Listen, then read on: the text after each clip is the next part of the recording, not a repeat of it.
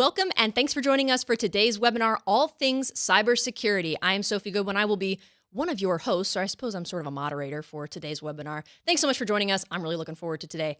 Over to my right, you can't see him yet, but I've got Daniel Lowrie. Daniel, how are you today? I was hoping you couldn't actually see me at all. I've been working on an invisibility cloak, and apparently it's just, it's not ready for prime time yet. But I'm doing well other than that. Excited about doing all things cybersecurity. This is one of the highlights of my month when I get to do this.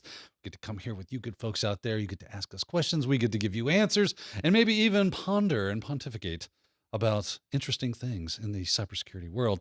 That will be a lot of fun for us today, I think. Ponder and pontificate. Yes. Wow. I feel like I'm getting some... My word-a-day calendar is really kicking in. A veritable cornucopia of words that you have to choose from. I feel like I'm getting some bonus content today. That's right. Well, we know that you just love to see Daniel and I smiling faces, but we also know the real reason why you're here. We've got a guest with us today.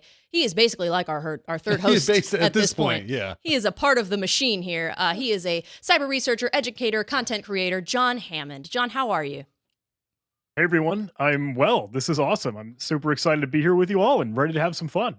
Oh, we're going to have some fun. Oh, yeah. It's requisite that you will have fun. Yes. Otherwise, there will be words. We're going to have yeah, we'll talk to you after the show That's about right. that. John, you didn't have as much fun as everybody. And this is disconcerting to us. We really need to send you a improve the survey. morale. Yeah, that's right.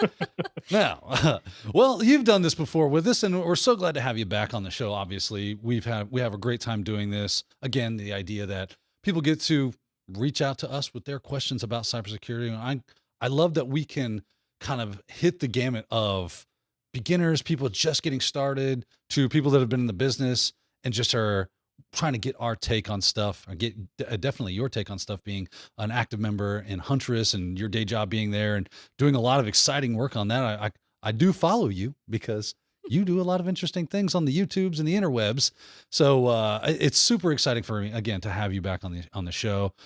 Has any really fun or cool stuff that you want to kind of bring out and say, oh, you know, over at Huntress or in my day job or just on the side on my YouTube, I really saw something cool. What's the coolest, let me put it that way. What's the coolest thing that you've done or seen lately? Ooh, super good question. And I don't know, I feel like I might throw out something a little unorthodox because it's not, depending on who you ask or your perspective, is it strict cybersecurity? But I think it's something that is really important because I went to go participate in this awesome event. It was called the People's Call Center.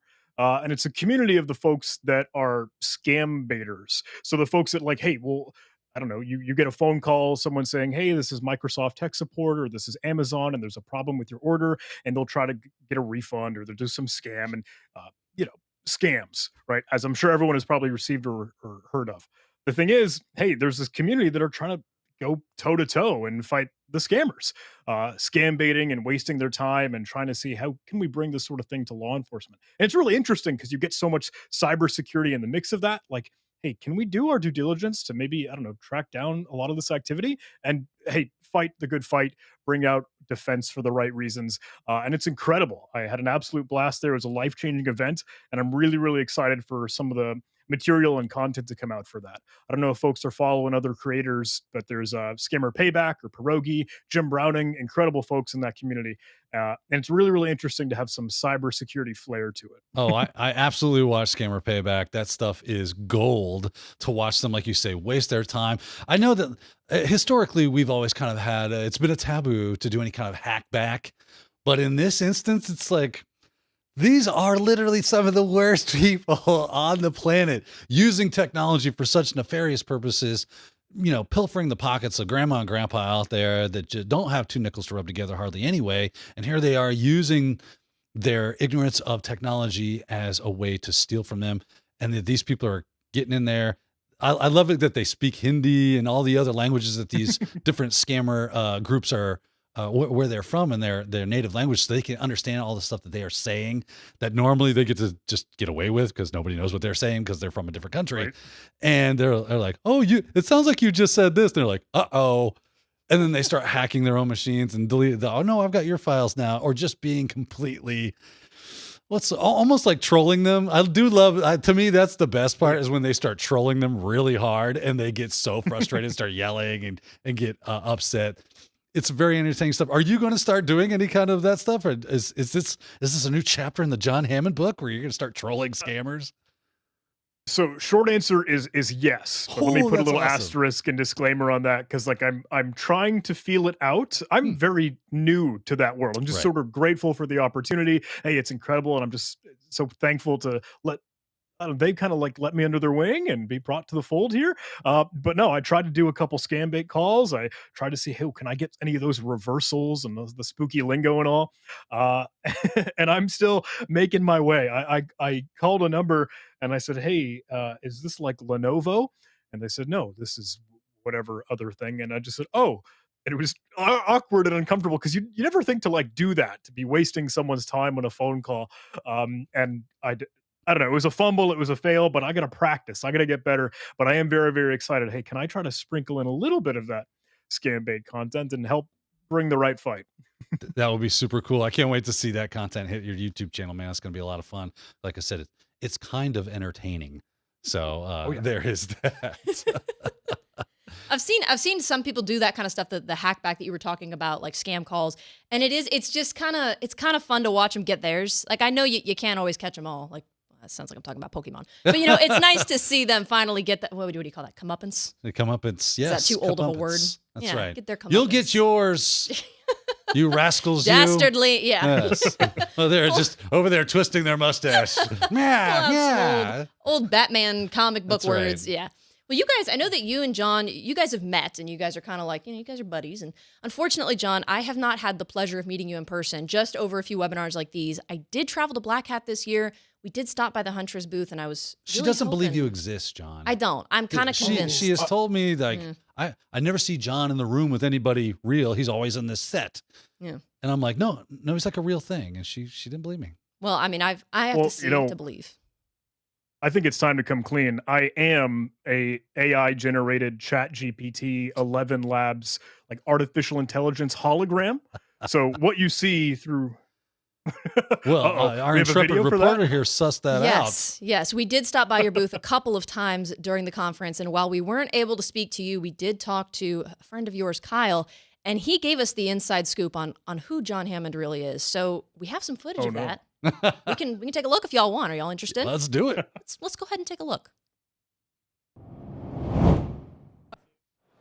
We flew all the way out to Las Vegas, Nevada, to Black Hat USA 2023 to see John Hammond.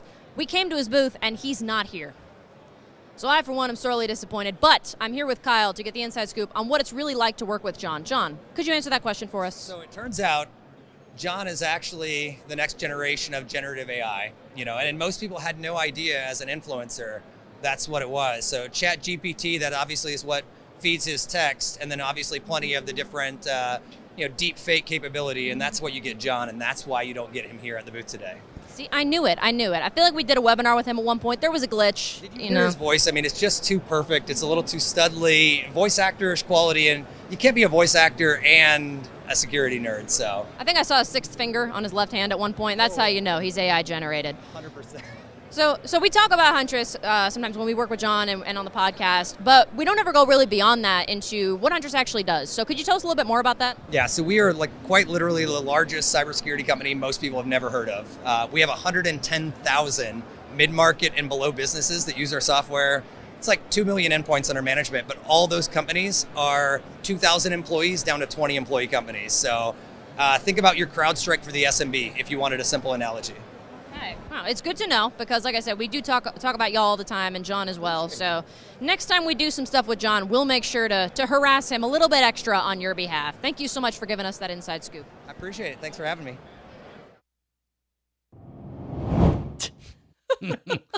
We told you. It's quite the visual representation. That was beautiful. I am a little disappointed that I didn't get to meet John, but I will get to meet him hopefully later this year. And I'm curious, since I didn't get to meet you at Black Hat when we went by your booth, what did you get up to at Black Hat? There he is. Oh, Look at goodness. him. There he is. Yeah. He was regenerating. That's obviously. what he was doing. Yeah. Right, yeah, in my cryo tube. That's Whatever. What did you go to any goodness. talks or trainings or anything like that?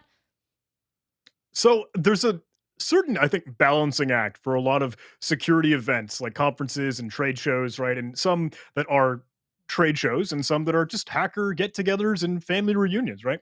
So I was hanging out for Hacker Summer Camp, right? The long week in the desert over in Las Vegas, hanging out for Black Hat and DEF CON, B-Sides Las Vegas, if we can squeeze it in. The thing is, Black Hat is a certain amount of work, like scheduled meetings and time with reporters and journalists and calls and PRs and media and stuff. So I kind of had to go run around and do that. And it's very sweet. It's very surreal. Hey, I love the whole, I don't know, shake hands, kiss babies thing. But you don't really get a chance to kind of let your hair down and chill out and enjoy. So while Black Hat was a ton of fun and it is a certain amount of work, I'm stoked for Wild West Hacking Fest and maybe kind of recreate that same vibe like from DEF CON. Hey, I just want to hang out with everybody and be part of the family here.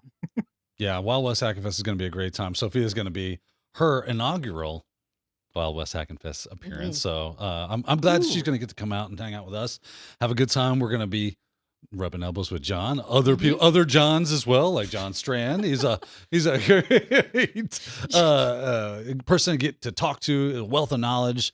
We've had him on this webinar, I guess is what we're calling it, before, and he's just a great dude, and I'm glad that he eventually put that on one day. I think it was from a bet. I think his wife bet him that, because he said, if I put it on out here, no one will ever come. She's like, I think they will. If you build it, they will come. Yeah, if you build it, they will come. That's and such they a did. Cool, fun fact. And it was great. John, you went to Wild West Hacking Fest last year. Was that your first time, or when's your first time? Yes, it was. Yeah. So last year was my first time, and I was flattered, just overjoyed because they had reached out and said, "Hey, John, would you be willing to be our keynote or one of our keynotes?" And I was the closing keynote. And I tried to have a funsy, I don't know, maybe a sharper conversation. The title was the thing is like, "Hey, I'm a security charlatan, and so are you." It was meant to be just like a fall on your sword. Look, we don't know what we're doing. We're all just trying to learn and get by. But it's the community and this environment that helps us kind of thrive and keep doing what we do for cybersecurity. So it was a blast, and it's incredible to be there over in Deadwood. And I'm ready for this year. It's so funny. Like, I don't think people that have never gone to a conference, they don't understand how much we get from each other when we go to these things. 1, 2, 3 days that you're at a conference with somebody, or just all the people that are there, having the conversations that you're having, listening to the talks you're listening to, maybe even having the opportunity to take training, just doing that stuff, kind of like, and you do a couple of those, maybe 2 or 3 of those throughout the year, and it just primes the pump for the rest of your time. And because you pick up stuff you didn't heard of yet, you pick up tools you haven't heard of yet, you get kind of keyed up to people that you've never heard of yet, and then you start going, oh, I got to go down these rabbit holes. And by the time you kind of figure all that stuff out, it's time to go to another conference and do it all over again. And that's some of the best stuff. And you get to network with a bunch of people and get some LinkedIn connections going on. And people are always like, how do you get successful? I get this a lot. You probably do as well. How can I be successful? I'm new. What do I got to do? I want the same kind of success you have. And I was like, don't worry about what success I have or don't have, or you or John or anybody else. Just worry about like getting plugged in, making connections with people. And that is going to lead to a really great career in cybersecurity. So I cannot stress how important it is to, if you can, get your actual physical self to a conference and have a great time doing it. You will not regret that. Is one of the best things you can do for your cybersecurity career. What do you think? Am I off on this, John? Am I just blowing smoke, or? No, you are on the money. And I try to think, because like the word that I like to use, it's just so rejuvenating. Like I'm like inspired and motivated, and not in some cheesy, I don't know, sentimental thing. It's just like I really want to go home and like I want to get back in action. Like Right. once look, it's incredible amount of time spending time with all these incredible folks, and now I'm like I want to be part of the community even more than I can be. And when you're asking, the whole success thing and big air quotes, right? But like seriously, just be part of the community. It just pays the dividends, and you have so much more fulfillment and meaning when you're part of the party. Yeah, right. I like that. You're part of the party. That's right. Everybody's having fun. Get your party hat on. Get your noisemakers ready, because it's party time. And we hope to see you there at Wild West Hacking Fest. So definitely, if you get the chance, it's definitely one of the better, in my opinion, it's one of the best conferences that you can attend. Very worth it. The setting in South Dakota is a lot of fun. It's really cool. It's just a great time and a great place for a conference. That said, Sophia is giving me the eye like, hey, enough of your jib jab, Daniel and John. We actually have questions we should probably get to. And I'm like, oh yeah, that's right. Yeah. Questions are why we're giving here. him just one eye, like Yeah. a pirate. Yeah. Yes, we do. We do have a couple of questions that have come in. We've got people watching on LinkedIn, YouTube, Zoom, so a couple different avenues that we're going to be dealing with here. So we'll start off with one from LinkedIn. This question comes to us from Victor. Now, I think, well, I'll just read the question as it is, and then I'll interpret. You'll interpret a little bit? Yes, I will try to interpret. I think there might have been a typo, but I'm not sure. So Victor said, hey, would you consider to be in the top 5 list if AI were to turn on humanity? Now, I'm not sure if he's asking if John thinks that John himself would be in the top 5 list if AI turned on humanity, or if he's asking who is in your top 5 list if AI turns on humanity. I don't know if he means survivors or top Or 5 AIs that would like be the- responsible for the killing. I don't know. I'm not really sure. I'll leave that up to you guys to interpret. This got dark real quick. Yeah, well, that's what we do here. Yeah, It is. I am very not sure what direction this is going.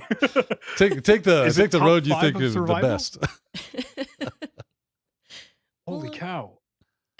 We'll give you Such some a time. whirlwind of emotions. Yeah, No, yeah. like, I'm trying to like, is this a pointed question of like my human survival? Is this cybersecurity and defense aspect? Like great, incredible folks. I thought this is yes. That graphic pull just up- now pull needs up to the- say 2 days later, right? I don't know. What's your best guess at the interpretation of that question? Oh, I doubt highly that. I know I'm sure not on that top 5 list Of survivors? of survivors. No, I'm not surviving. I will be put into a You'll be battery gone very pack, yeah. quickly. Okay. I kind of see AI for whatever reason. My mind goes directly to the Matrix on this, Mm, but so I'll be plugged into a cell somewhere, providing power for our electronic overlords. thank you for your service. I'll Yeah. probably be doing the same Well, thing. That's right. Hey, Victor, if you're totally cool with it, please fill me in. Like, I'd love to be schooled. Like, what are you thinking? And what sort of, I don't know, can you capture that a little bit more?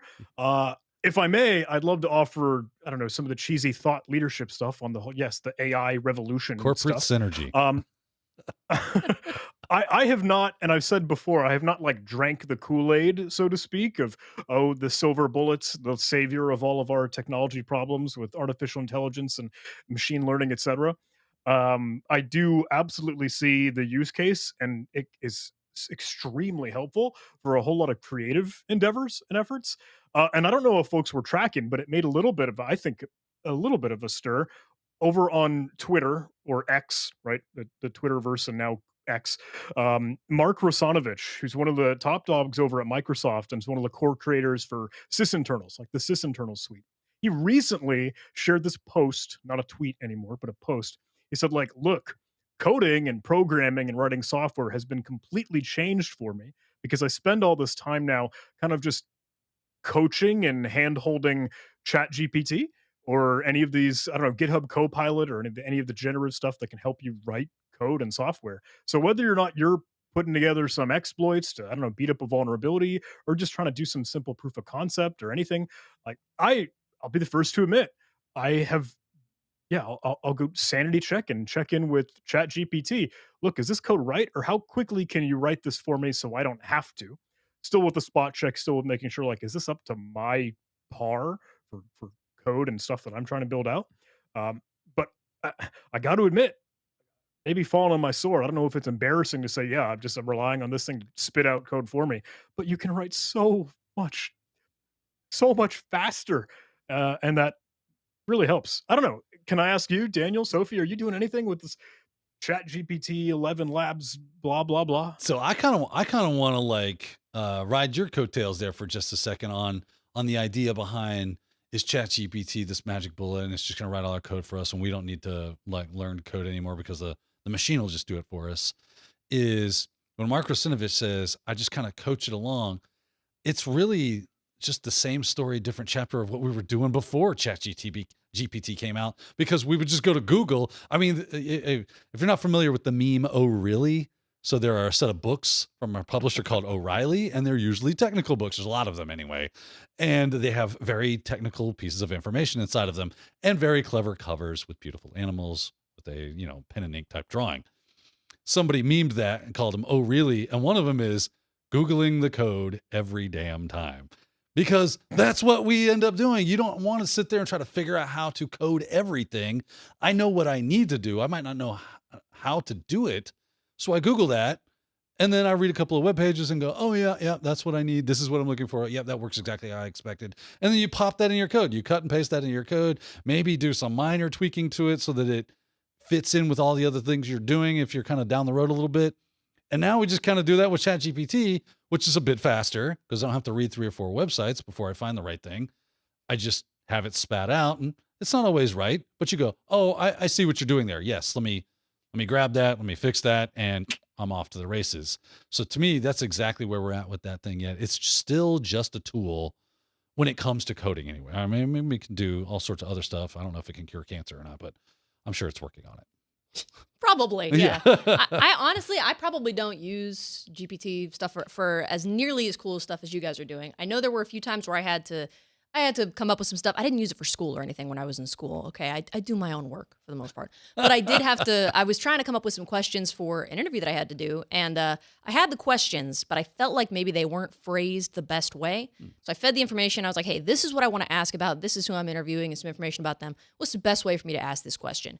And to ChatGPT's credit, I mean, it's a machine. I don't know how much credit I can give it. It's not a person. But, it did spit out, I thought, better questions than what I had. So it was the same information. It just asked it better. And which kind of, I'm like, dang, I was a journalism major and it's doing my job better than I am. So it was a little discouraging, but it was helpful. So I'm using ChatGPT for stuff like that on occasion. Probably nothing cool like coding like you guys are doing. They're going to rescind your degree. We get a call from the UF College of Journalism Communications. Got a clip of you on a webinar. Why don't you just turn in your badge? Yeah, let's go ahead and send that back to us. Yeah, they're going to take away the creds that I don't have. Yeah. Well, we've got plenty more questions here, of course, no shortage. But really quick, we had an image up on the screen before, and we had somebody in, I believe, our YouTube chat that said it reminded them of Zordon from Power Rangers. It does remind me of Zordon from the Power Rangers. Yes, though it is not that. It's from Star Wars, if I'm not mistaken. Probably. Yeah, I don't think remember. It's the regeneration tank that Luke was in. Oh, you might be right. I haven't seen any of those movies in a long time. But yeah, who do you guys think did it better? You can let us know in the chat. Zordon or Zorjon. That's a name I haven't heard in a while. Yeah? Yes. Old friend of yours. You can He was pull out your cigarette. after my way time. back. Yeah. I haven't heard that name in years.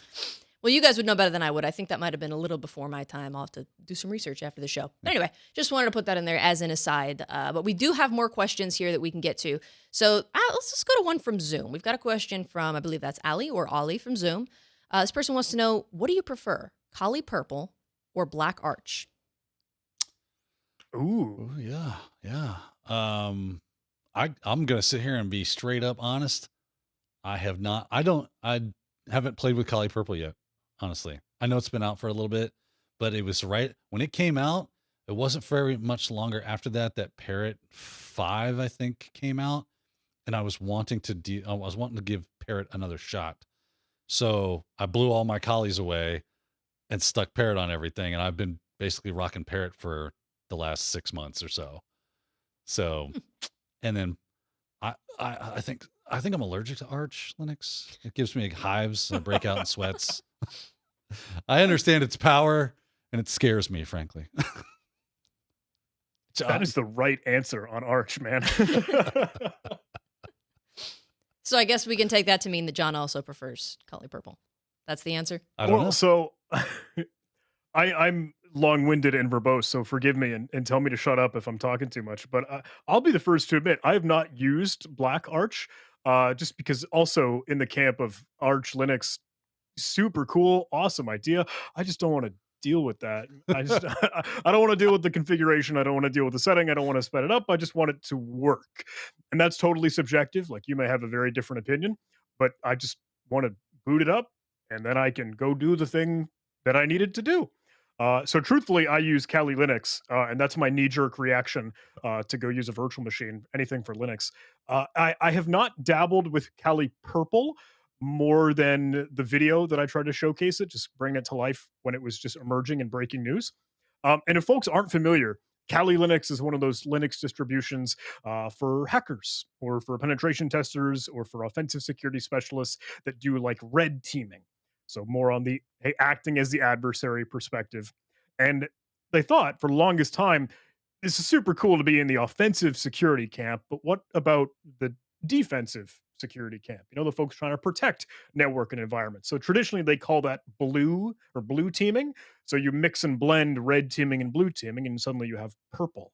So that was the gimmick with Kali Purple was like, hey, let's have some SOC security operations center and SIEM tools like security information event management stuff and try to bundle that all up into one easily off the shelf Linux distribution. And that's kind of cool I- for people that are out there It's with awesome. smaller budgets and things of that nature. They got a much less amount of people in their crew, especially if they might not even have a security staff per se. It might be someone wearing a bunch of multiple hats, still needs to do security. Kali Purple can kind of like tick all the boxes they need in one operating system without having to do a bunch of scripts or downloading a bunch of GitHub repos and stuff like that. So Kali Purple is super cool and a great idea. It definitely has like a niche to it. And it's just, I don't need it. So I haven't really spun it up yet. Yeah, I think I still have the old virtual machine that I put together, but when I had pulled it all down, it was still very, very new. And I think the sock in the box kind of idea, like all these components and all this different range that you could build out, it was still a little primitive. And I don't think it was all fleshed out yet. I was trying to navigate around the documentation and I was stumbling and bumbling. But I think, and again, I have a whole lot of hope. I know they're going to keep doing some crazy cool and incredible stuff with that. So I'm going to keep an eye on Kali Purple personally. Yeah, I can't wait for the next iteration. I'll probably spin it up at that point because I also do kind of like let things fully bake before I get into them. Because if you get V1 of stuff, it's usually got some hiccups in its giddy up right before it's ready for prime time. So I like to avoid those and then just because it'll color my opinion of it. Ah. And be like, oh, it was totally horrible. I had the worst experience ever with Kali Purple, and now I just don't want anything to do with it. I'll wait until it's fully baked, and then I'll give it a spin and see how it goes.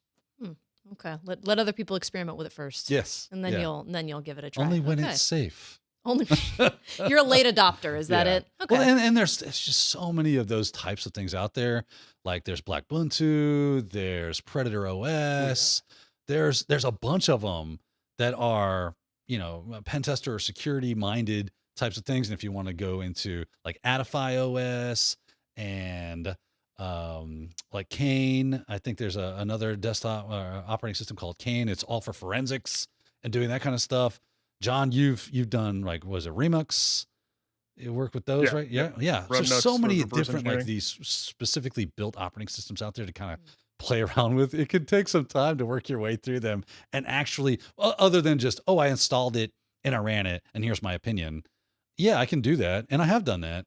But sometimes when I want to really know that thing, I'm gonna live with it for a little while and see Right. if I actually like it or not. Sure.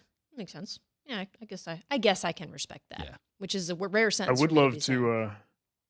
I would love to ask that in the chat, though. I don't know anyone tuning in. What's your flavor of choice? Are you Black Buntu, Black Arch, Kali Linux Purple, et cetera, et cetera?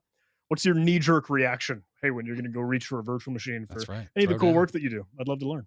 Yeah. Ask the audience. What That's do you right. guys prefer? Let us know in your various social media chats that we've got going. And speaking of That's which, right. we do have questions coming into the social media chats. So Well, I've we got have some kind of answer, I'm sure. we'll see about that. So we'll Not see. me. You're speaking on John's behalf Yeah. here. So we'll go ahead and go to this question. I thought this one was interesting. This comes from Scott. Scott wants to know, he says, a part of learning and pen testing and ethical hacking is failing. So how do you keep yourself motivated to just keep pushing the needle forward? Ooh, John, I think this is a great question that I would love to hear your answer to. Super good question. And I think we blend and bleed a little bit into the like imposter syndrome and burnout and a lot of those can of worms. And look, I'll be the first to admit, and I say this publicly a lot, I probably burn the candle at both ends way too often. And I'm a horrible example. I used to just like even say publicly, like, hey, I want to have this cannonball mentality where I just dive into something. Hey, trying to dig into this new certification training exam. I want to do these practice labs. I want to dig into this research for this vulnerability, blah, blah, blah. And I'm going to be staying up till 2 in the morning, 3 in the morning. I hope the sun's coming up. Looks like I got to go to work again. Like, I've been really bad about that, and I have absolutely hit the wall more often than not. So if you need to ask yourself, look, how do I keep myself motivated? Like the passion is there. I'm going to assume maybe you asking that question, like love this stuff. And I know you say, hey, there's a whole lot of this learning that can be really hard, and I know it's time consuming, and that's why I'm staying up crazy late. Uh, but when you feel yourself start to singe at the ends, like the burnout's kicking in, dude, take a break. I've started to embrace that the best that I can. It doesn't have to be anything crazy. You can just get up away from your keyboard and like go take a walk, go outside. I don't mean to say touch grass as some stupid like a mean thing, but literally walk the dog, play a video game. I'm really big on Super Smash Brothers, Rocket League. We all have a guilty pleasure, and I think you can embrace that, and there's nothing wrong with that because otherwise you're just hurting yourself when you can't focus and you can't study and you can't learn as much as you want to. Yeah, it's kind of a weird phenomenon that when you hit a wall, as it were, and you feel like the answer is right there, but nothing you do gets you there, that you think, well, if I just keep pushing, the answer will present itself, and I just have to go through enough iterations of thought processes, and I'll come to the answer. And that can happen, but a lot of times it's the inverse that happens. It's okay, this is getting me nowhere. Let me stand up and go touch the grass. Let me walk the dog. Let me, get a bite to eat, grab a drink, throw the TV on for a minute, go, make a phone call, just take a walk outside. And then all of a sudden you're like, hey, I wonder if, I bet that will work. And then you take your little happy butt back into your room and you give it a try. And a lot of times you find yourself at the mountaintop and do that. So there's that. Take pointed breaks to John's point, right? Other than that, just get uncomfortable or get comfortable being uncomfortable. That failure, you're failing for a reason. Try your best to figure out what that is. I'm going to go ahead and give you some permission here because you're probably not giving this permission to yourself. You have permission to look up the answer. So if you're doing a CTF, excuse me, and you hit a brick wall and you might just not know what to do. And Google isn't being your friend at that point for whatever reason. Maybe your Google foo isn't quite on the part it needs to be. Whatever the case is, who cares? At some point, you're either going to sit there spinning your wheels or you're going to learn something and move forward. And it's okay to learn. Failing is fine as long as you are learning. So don't come down on yourself like, oh, I'm the worst hacker in the world. I don't even deserve that moniker, right? Forget that garbage. You are allowed to read walkthroughs. You are allowed to go look it up and go, well, it's not working here. Ask somebody in a forum somewhere. And that gives you time to kind of step away from it until someone comes back with an answer, right? This is all good things. Letting this breathe. You cannot just hit the gas all the way down 24/7. To John's point, you will burn out. You will find it difficult to stay motivated because you're going to hit brick wall after brick wall after brick wall after brick wall because of that. Because you're not actually continually learning. You're just finding ways to fail at that point. So do yourself a favor, try really hard, right? Try to Google your way through it. Try to ask questions your way through it. Try to read papers your way through it. And when that doesn't work, go look the answer up. Because at that point, that is going to be much more sticky in your brain. And this comes from, and John knows this because we're both also trainers. When we train people, it is context around what you're doing that's going to make it stick. And then write that up and make a walkthrough for people that have been in your very position and go, this is how I overcame this problem. I looked it up. And from that, I learned this. I didn't even know that was a tool. And because I didn't know that tool exists, I wasn't able to solve this problem. But once I figured it out, it was like, I learned how to use the tool and you have grown as a hacker. You have added to your skills, right? So it is completely fine for you to go get the answer from somebody else. John, how many times have you been in a situation where you had to reach out to a peer and go, hey, I'm not fully checked out on this, and I know you kind of are because we kind of, chewed the same grass. Can you help me? And they go, sure. All the time, if not majority all the time. And hey, very well said, Daniel. Like, that was phenomenal. You do it. Look, do you do this for a living or something? Like, it's like I've had a little minute in this thing. Is this your job? Yeah. So stay motivated. Understand that you're not going to get everything right all the time, and it's okay to ask for help. It's okay to get help, and you're not a failure per se because you did that. That's actually how it's done a lot of times. So it is a team effort. That's right. That's right. You're not just a lone person sitting in your room somewhere doing this. Most of the time you will have resources, and that very well may be people, that may be, a knowledge base somewhere, whatever the case, it doesn't matter. Just go use it. We don't care how you got the answer. We just care that you got it and that you know what's going on. That's all that matters. Yeah. This isn't high school math class where they're going to check your method and be like, well, you got the right answer, but you didn't do it the way I wanted. So you get 0. No one cares. You get the right answer. Yeah. Yeah. Right answer is the right answer in the real world. You kids. did it. I think that was very well said by both of you. So thanks for answering that question. Before we go on to more questions, I did want to pull. I know you guys had pushed a question out to the audience about what they prefer, and we see have some answers. Yes, it looks like I think. Ooh. Oh, my computer's freaking out. But it looked like Kali was the overwhelming winner here. We had Brian Bauer actually said he liked Parrot over Kali personally, so that's interesting. We did have somebody in the YouTube chat say, I haven't had any experiences outside of Kali Linux. This person uses TCM Security and TryHackMe primarily for learning. And wasn't a big Linux user until recently. Damien says, Kali Linux is the only pen testing distro they've played with so far. They did mention that you talked about Parrot OS on your channel as an alternative to Kali. We had some people in the chat too asking like, when's Daniel going to post again? So you got some fans here. Yeah, I've been. Yeah. Kind of like John mentioned, we burned the candle pretty hard. So things can fall by the wayside fairly quickly. Yeah. I think in Zoom, though, Kali was the overwhelming winner. We also had somebody in Zoom that, John, you mentioned that you're a bit of a gamer. You play some Rocket League from time to time. And Alexander was confused as to how that helps you blow off steam. He said Rocket League can stress you out even more. So that is true. Funny. It's a limited dosage for Rocket League. It's like, all right, I got to do something else because I'm too angry. You go from one rage fit to the other. That's right. Back and forth. As long as the rage is moving. Yeah. It's just that one's your job and the other's your hobby. It's just rage all the time. Not to nerd out for too long. So seriously, pull me back if this is some horrible tangent or rabbit hole. But like, I know everyone's, I don't know, chatting about these new, hey, flashy flying games to hang out and cool off, get some steam.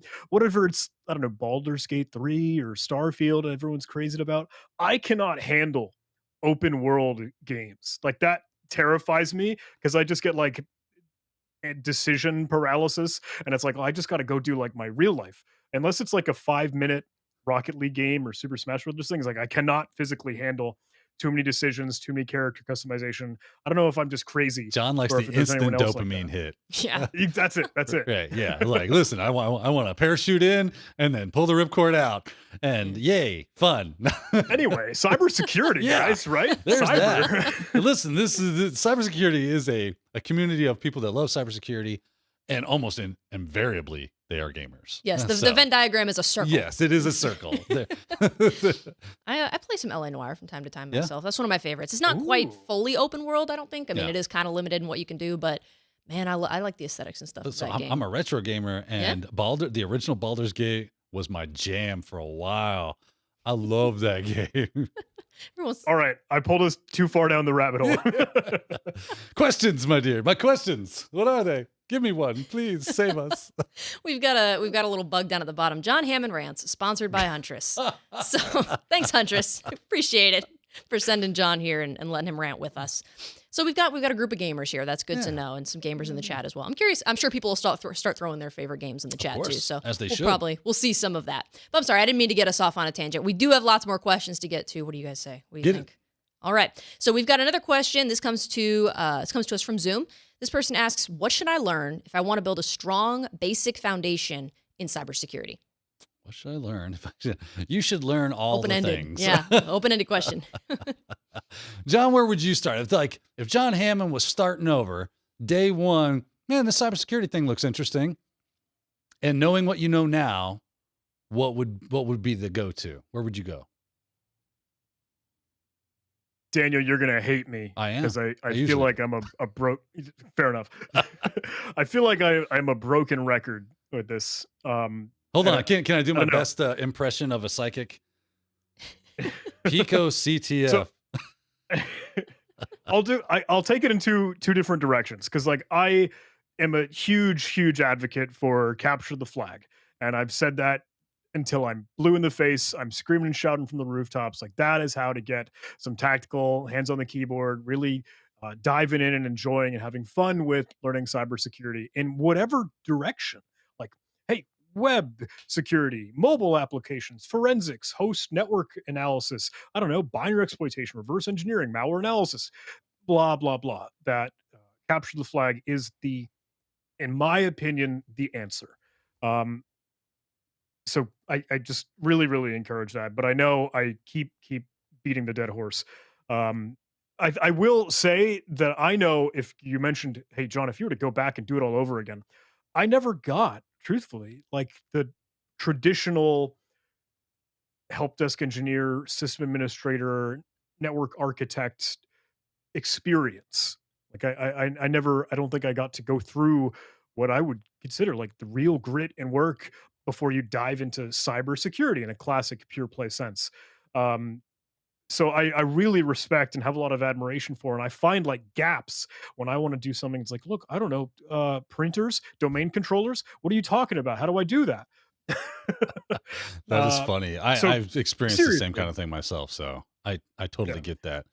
I mean, it's just because don't, we can't be everything, right? yeah. You And were I, going to say to say, something. don't knock yourself out. No, because I know folks pitter patter on some of those critical roles, help desk system admins, like traditional IT and information technology. It is so necessary. Um, so sorry, I feel like I'm all over the map here. What do you think, Daniel?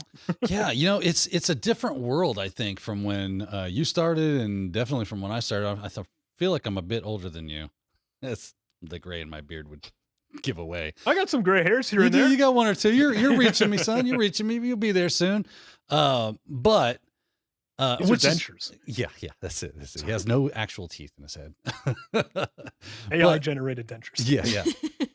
When Let's I go. started out, there was no help. The only way to get to where you wanted to go was the traditional path. That's why it's a traditional path, because that's where we forged it.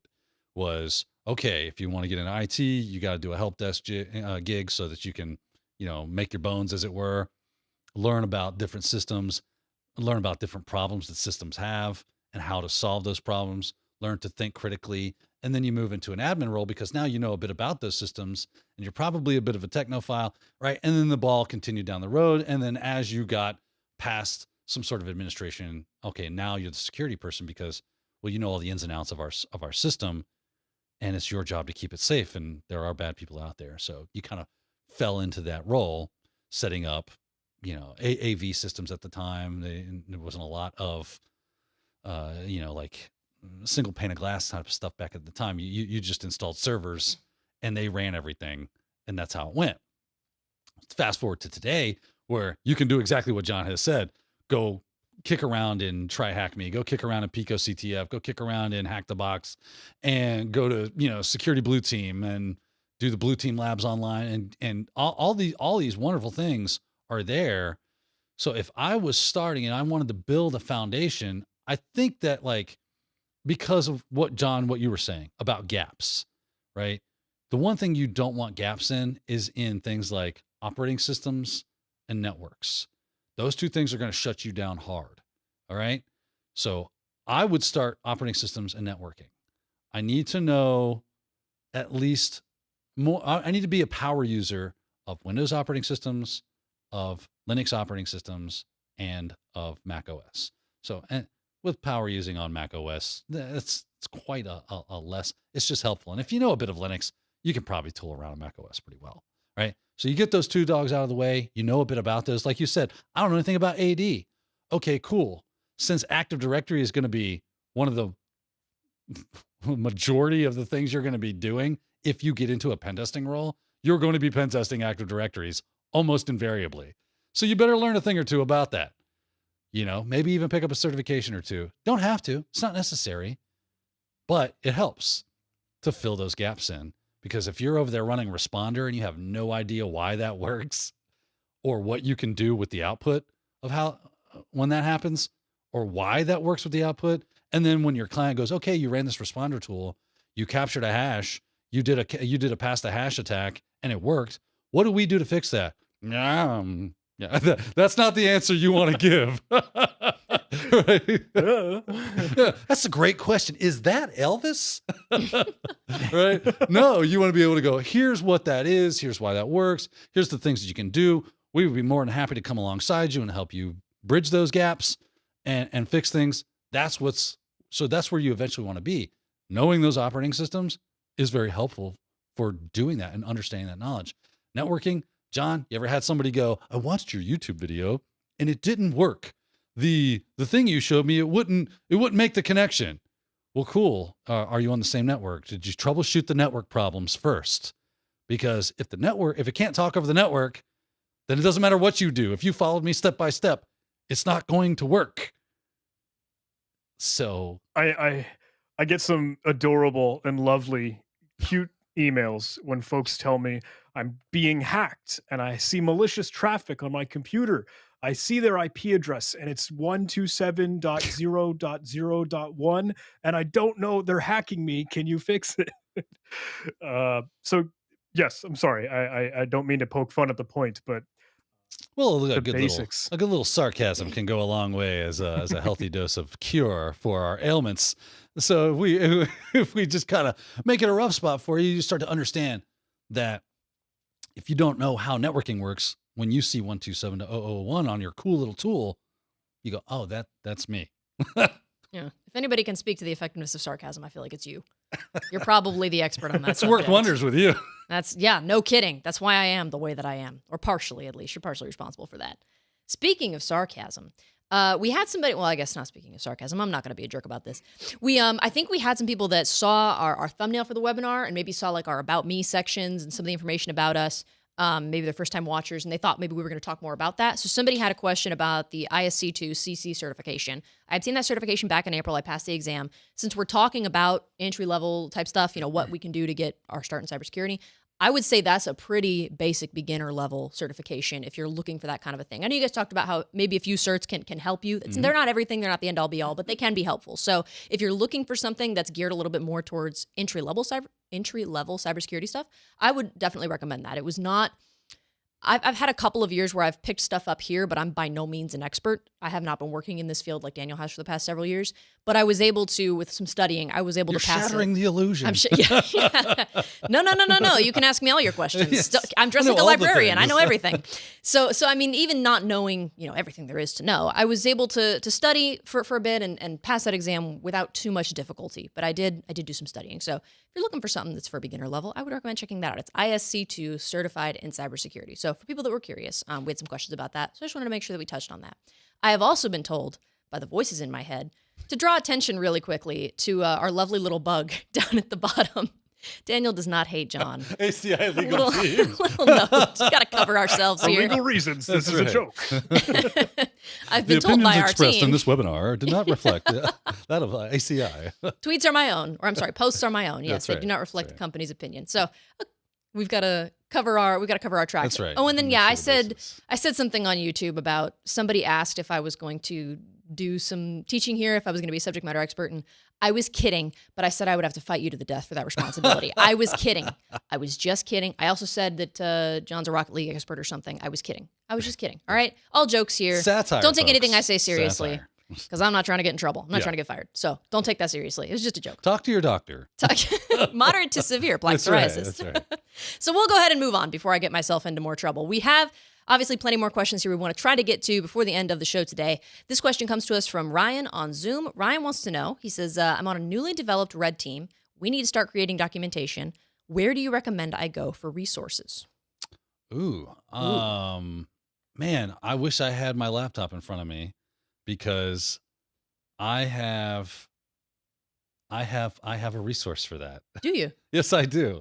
I could do some Googling. If that would be I helpful. have it at yes. I've got a bookmark Oh, on my webby thing, that's unfortunate. my browser. Do you remember anything about it that I could quickly Google? it's red team something hacks. I forget. Red team hacks listen, something. I go through so much of this stuff. There's no possible way I'm going to memorize every little link, but I do have that. SANS is probably a great resource, right? Because they do a lot of training and they have a lot of great free resources to help you get down the road with X, Y, or Z. John, you got anything off the top of your head for someone who's building a team and needs to get all their ducks in a row? Yeah. So I was trying to think, hey, again, how are you capturing a lot of that documentation or resources for what specifically? Because red teaming is pretty big and vague, right? My knee-jerk reaction says, hey, if you haven't seen some of the stuff from 0 Point Security, Daniel Duggan and the folks behind like CRTO, or the Certified Red Team Operator, literally named Red Team Operating. Great plug. He has some fantastic stuff.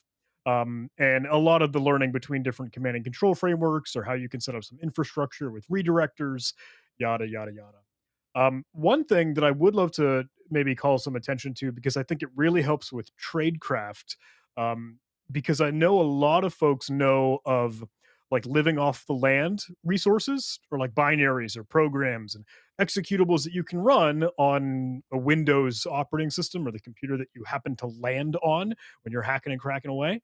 But it's fun because there are so many different kinds of resources like that, like LOL bins, LOL, living off the land binaries, or even some things for the Linux end of it, or some things like, I don't know, they're trusted sites, things that you can use to redirect payloads for stuff for your penetration tests or red teaming. So if I may, I would love to drop one cool resource that I found that is the resource of all resources. It's called lolol.farm, LOLOL.farm. And the gimmick and joke is it's literally living off the land, because you'll see a reference and resource for like, hey, how can you be doing some stuff in Active Directory? What about these different file types? What about malware Win32 API function calls? Or what about the Mac ecosystem? Lolol.farm, if that's not crazy enough to say. But seriously, go take a look. It's everything that you've already seen and more. And hey, if we can get like some sort of contact information, I will find that link and get that to that person. So I think the voice in my head said they might have something on the bug that we can take a look at. Is that what you were talking about? Oh, okay. I thought this was I thought it was a serious inquiry. Thought they did some research, found something. I'm sorry, I was wrong. Yeah, Google will find things. Uncle That's Google true. knows. Yeah, that's Yeah. right. Uncle Google's red team hacks something. Quote by Daniel. Yes. Awesome. Put that in a book somewhere. Not this Daniel, but Sure. Yeah. oh, okay. that's the link, right? Red Team Hack something. That is, Yeah. yes. Red Yeah, team gotcha. hacks something from Daniel. Very clever. You can thank him for that source. Okay. I'll I'm see sorry, I you all didn't- in the parking lot after work. Fight to the death. I was That's kidding right. about that. That That's was a right. joke. All right. Thunderdome. Yeah. What was that thing the YouTubers did? Creator Clash or I something? haven't seen that. It was like, yeah, all these Oh. YouTubers got together. Yeah, internally, that's my feeling about it. It's like iDubbbz and a bunch of other YouTubers decided they were going to box each other. I don't. Super cringe. Yeah. Yeah, the cringe clash is Yeah, what they the should have called cringe it. clash. That's what we're going to do here. It's going to be the Edutainer Yeah. clash or something. I don't know. We'll think of a name. Are you for it. saying, yeah, you don't want to get me up in the boxing ring? You know me? I don't know. If you want to fly out, we'll figure out a way to That's get you in right. the bracket. Yeah. Yeah. It'd be like March Madness, but it's just year-round madness here at IT Pro. So we'll go ahead and move on before I get myself in more trouble. We'll go ahead and move on. We've got more questions coming in. I'm going to go ahead and pull one from LinkedIn. This one comes to us from William. William wants to know, what is everyone's favorite hypervisor as well as favorite text editor? That's none of his business. Just kidding. Excuse me. That's a very personal question you've got there, sir. Yeah, a hypervisor killed his parents. So hypervisor can't and believe text editor. John, what's your go-to? Yeah, let's do some rapid fire because I know we are cutting Yeah. down on some time. But I use Sublime Text as my text editor of choice, I will admit. And I'm a simple fella. I just used VMware Workstation for virtual machines. I am finding a love for Hyper-V, I got to be honest, just because a lot of the Azure or Windows worlds that I'm starting to dig into a little bit more. But no, plain and simple, Sublime Text and VMware Workstation. Yep. I probably work in VirtualBox more than I do any of the VMware Workstation or Player, but I still use both. I still use all of those, but mostly VirtualBox because a lot of the, CTFs and things like that, a lot of them will just run in VirtualBox. Where some of them they'll have trouble with networking and things of that. If it was built in VirtualBox because it's free, a lot of them are. And when you try to like migrate over into VMware, it just goes, it didn't work all the well. And I has the dumb, I can't think. And you're like, stupid thing doesn't work. I got to open up VirtualBox. So typically just lean on VirtualBox for the most part.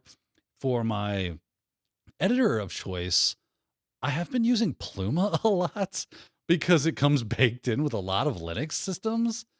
But other than that, I will download Sublime Text or just lean on Nano or something. But yeah. So you, Sophie, are you Emacs? Are you Vim? Are you She's Zen? writing games in Emacs. Yes, that's me. I can't speak to hypervisors. I honestly, I feel like a lot of the questions that get asked here, I can understand what you guys are saying, but personally, I can't speak to it because I don't do a lot of that in my day-to-day job. But I do. Will. Eventually, I'll get there. I've got plenty of time, years to get to that point. But I do, honestly, as far as text editors go, I don't, when I need to write something down or do something, a lot of times I just open, Notepad on my computer. I just type in Notepad. That's legit. I like they have like a sticky notes. I don't think this counts, but they have a sticky notes, like a virtual sticky notes thing that I like to use. WordPad, I guess, would be another one, but I think Microsoft is giving, bye-bye. they're giving they're giving WordPad the boot. Yep. It's May it rest in done. peace. Yeah. R.I.P. WordPad. That's right. Here's where the we'll pray memoriam for you. comes Your up. service. Yes, Right. in memoriam. WordPad. I don't even know. I would have to look up the year the year it came into being. Yeah, Yeah. That's right. So no more WordPad if that's your favorite. Come on, we got a Sorry. couple minutes. Give me another We got one. a couple minutes. We got another one from Zoom. This person wants to know, which cybersecurity communities do you recommend I join? All of them. Quick and simple. John, you got a Discord, don't you? I do have a Discord. That'd be a good one. And Plug I'm John's so Discord. blessed and fortunate that is a life of its own, and thankfully is self-sufficient. Man, I'm so bad because there are so many incredible communities. Just kind of bebop around to everything and everyone that sounds interesting, and then see if you find a bit of a niche and some home there, because there's so much. But just be with the people that you learn the most from and enjoy being with. There's a good Red Team subreddit. I would check that out. That's always a good one to kind of haunt around from time to time. Pick up some good information there. Man, there's just some of the love for Wild West Hackenfest. Again, some of the love for that. The Absolutely. Black Hills Information Security Discord is a beautiful place. Yeah, don't forget Wonderful to spend Red time Siege there. with their Wednesday Offensive. You got Yep. Jerry Ozier's community with the people doing Simply Cyber. Neil Bridges, he's got a great, little community going on as well. Lots of good ones out there. You just kind of get plugged in, start bopping around. And what's cool is one will rabbit trail you to the other, and you'll just kind of make your way around. And once you come back home, you'll be like, okay, here's where I really enjoyed. And then you can just kind of hang out there, and you'll be a part of that group. Like a buffet. Yeah. Take a little bit from each, see what That's you like. right. Okay. The prime rib was delicious. Yeah, so I guess maybe we can get people to check out John's Discord as well, Yeah. if we can get the name for that. Do you think we have time for one more real quick? Sure, go. All right. So this one comes to us from a different Dan, not you. A Dan from Zoom. Dan wants to know, why do you guys think there are a lack of entry-level roles? I've got opinions on this, John. I'd love to. Our last question is probably I don't know if the we have most enough time. profound. Oops. John, why do you think there's a lack of entry-level roles there, my friend? I'm super sorry. Can I kick this to you so I Yeah. can sort of like gather my You're gonna thoughts? okay. Do you have like You've got a opinions. snapshot answer? Yeah. Yeah, I mean, I'm not going to be able to like really drill down into it just because we don't have the time for it.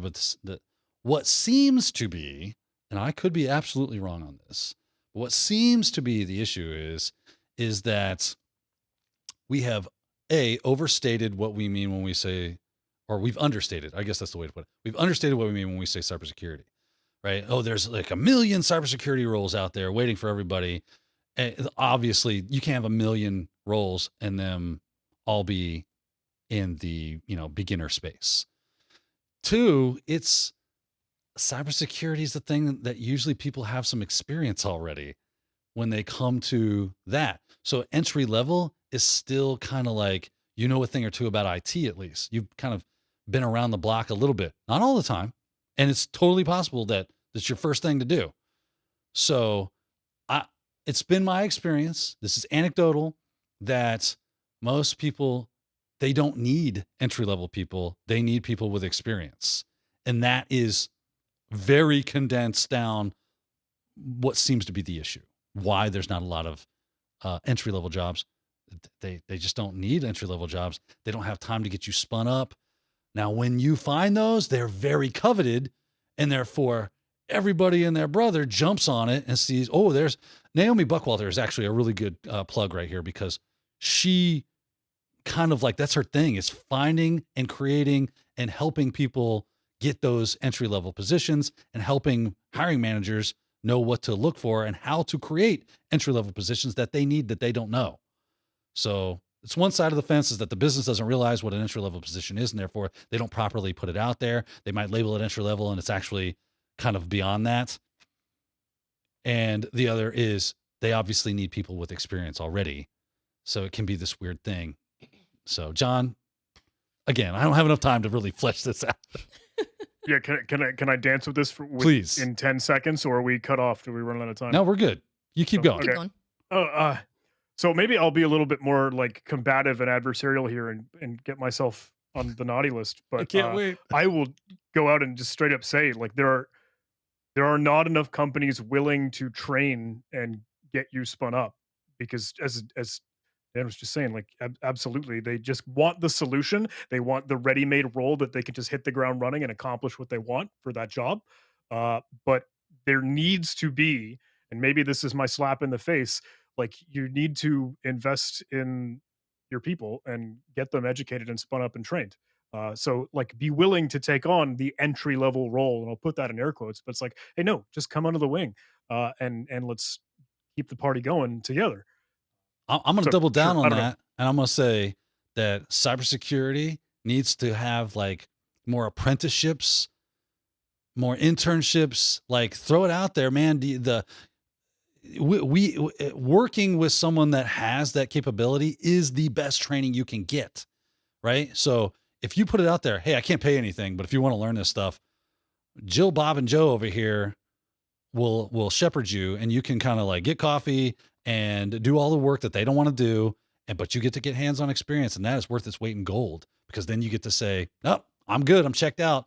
I no longer need an entry-level position because I've already kind of worked that, and I can jump on those other opportunities as they arise. Plus, you get your name out there. So I would love to see our field have more apprenticeships and internships, where we are shepherding the people that have been there and done that, are shepherding people that they work with, and getting them spun up so that we can retire and they can take the baton from us. End of sermon. Close your Bibles. We're done. That's right. Let us pray. I would say that was I think you guys wrapped that up pretty well. I'm sorry. I know that we went a little bit over time, but really quick before we wrap up, John, I want to give you an opportunity. If there's any social channels or anything like that, I know you mentioned your Discord, anything you want to plug, I want to give you a chance to do that right now. Oh, goodness. Hey, thanks so much. No pressure. You see me on the internet, come say hi. YouTube, yeah, Twitter, you know where to find me. I got the stupid red hair, pretty hard to miss. So please say hello, and great to be hanging out with you all. Thank you. Yeah, they're playing the music like we're at the Oscars. So That's thanks right. so much for joining us for this, John. We really appreciate you having you here. You will see us hopefully at Wild West Hackin' Fest, right, in a couple of months. We've got another All Things Cyber webinar coming up in October, so stick around for that. And I think that's pretty much it. Use that code Daniel30 for 30% off your IT Pro membership, just like always. I'm Sophie Goodwin for Daniel Lowrie. Thanks for joining us.